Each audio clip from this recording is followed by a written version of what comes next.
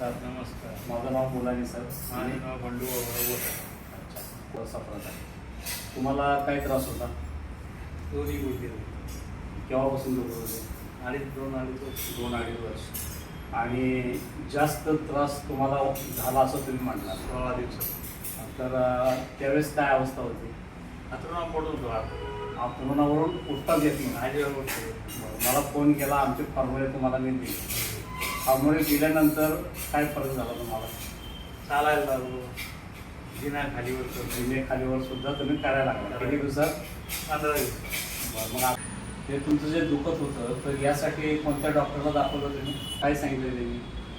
म्हणजे ते हाडं ठिसूळ झाली ती. बरं. ऑपरेशन हे करावंच लागेल. तारीख फिक्स झाली. तारीख फिक्स आहे.